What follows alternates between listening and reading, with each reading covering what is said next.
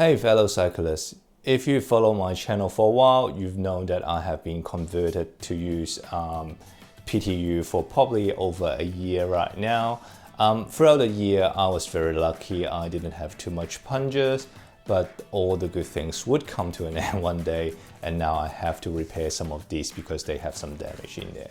So I'm going to go through the repair kit and the repair process with you today, and then we'll see how practical, how easy to make a repair, and see how long it will hold the air, see if we can repair to its full condition or it will have some slow leak.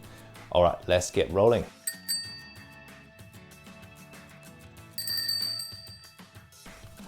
The best way to do it is just to read the instruction to start with. Instruction is relatively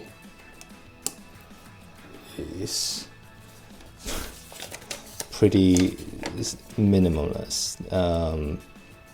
Okay, so got to clean the tube, put some cement over, wait for a minute, hold for a minute, and then maybe wait for 30 minutes. That's how I would interpret it.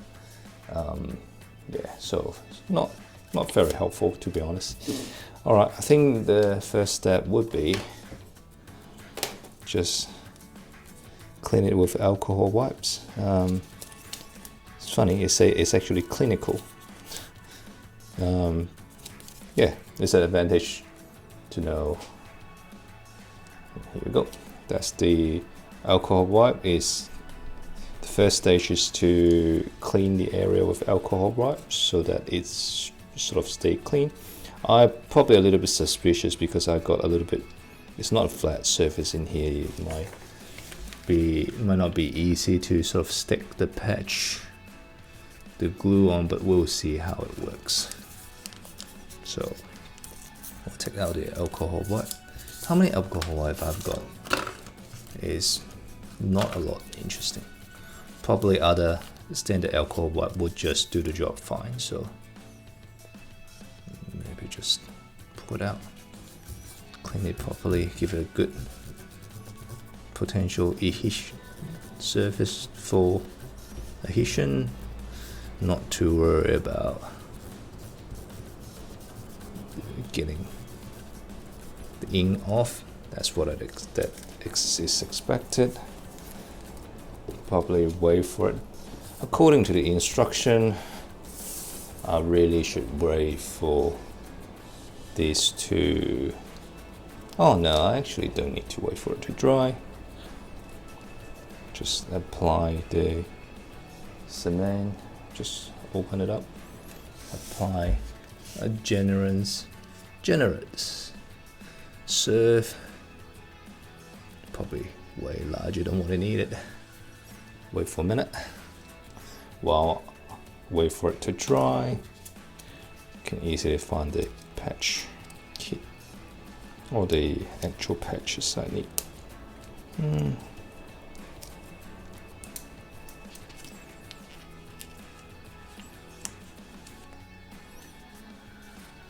This is more or less like the same material, very thin, tiny, thin tube.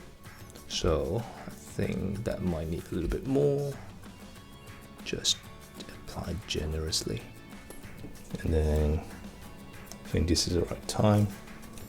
Just give it the best outcome. Just alcohol wipe the other side of the patch as well. This way it should be relatively clean. Cool, just patch it here on it. So make sure we've got a flat surface. And that's interesting. That's kind of curled up. There immediately curl up. I'm not too sure that is what it's supposed to be doing. But it curled up. Let me find something to put some weight on. Is it supposed to curl up? I don't know. I don't know if it's supposed to curl up like that.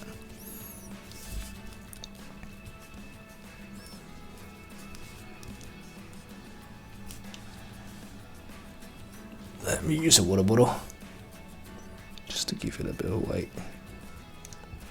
Weight it down. And then we'll see in 20 minutes see if it's stick. While we wait for that to dry it up, let me do the other set here. It is worth noting that Schwalbe has its own glueless patch kit, but it received a mixed review from internet forums. And I decided to apply the same patch kit from RideNow to see if it works at all. The Schwalbe patches process is much cleaner due to a flatter tube surface. Follow a similar process, and now we just wait a bit before we take it to installation.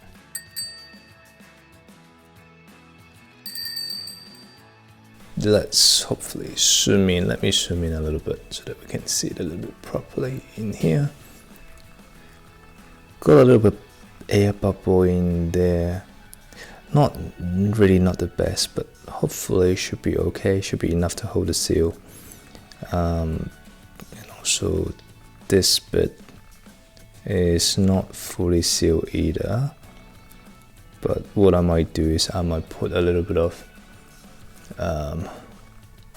rubber cement again to wait for a little bit.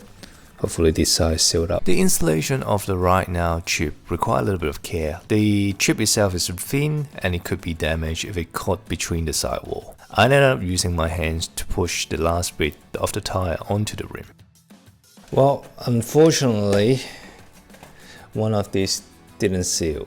As soon as I pump over 40, it broke the seal. So, well, back to square one. Need to take it out and then do it again. I don't know whether it's fortunate or unfortunate, but there is two Marco holes, two holes in there, one in here, which I didn't notice before. They're both leaking, and if I cover it, it looks like kind of hold the air. So this repair isn't an issue really, but if you really interesting. So I'm going to patch this up again. The second round of installation, I tried to inflate a little bit to give the tube a little bit of shape before the installation. It turned out it's not really helpful, but still managed to get it installed without too much of an issue. I say dealing with this tube is much easier than dealing with the tubeless setup anyway.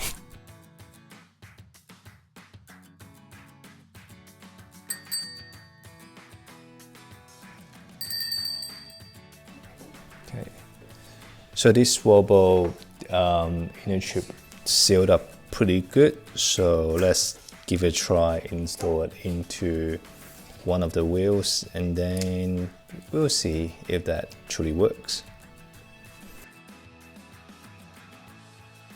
It is such a smooth process to install the Schwalbe. It fit into the rim bed really well, and really not much can be said about a clean, smooth process.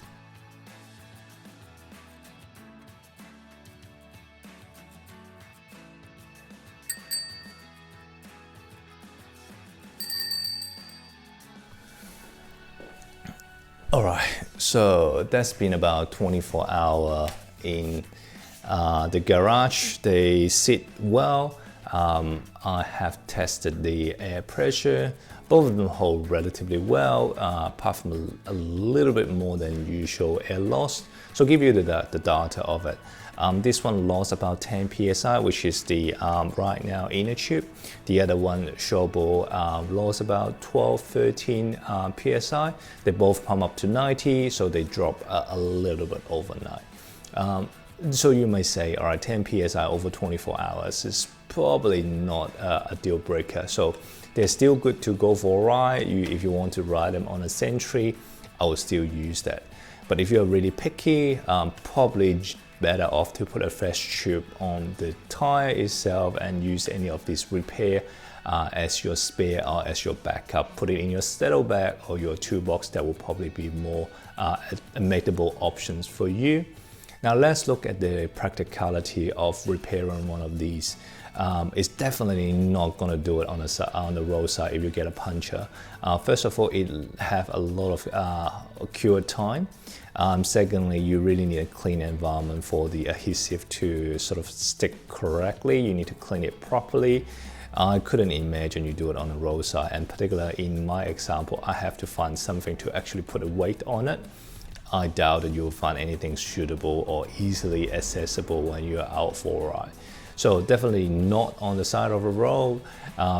Get some spare, so put 1 or 2 chips because they're so light, so easy to put into your toolbox and just swap it out, and then when you get home, go to repair them. So think about that. Some of these cheaper ones like the RideNow is like $15, and the more expensive one like the Schwalbe is about $30–$35. They're not entirely cheap, so repair it could be a good option. Another thing, not just the money side, but also the environmental friendly, because building these tubes require energy, require material. If you're a more environmental conscious person, you definitely want to keep this tire tube run as long as you can. So that's it, my finding. They are practical, but you kind of need to be mindful of where are you going to repair them and in what condition they can be repaired. So keep happy riding, and if you have other method or other alternative way to actually get this tube repaired, feel free to drop a comment in there. All right, that's it for now. Happy riding.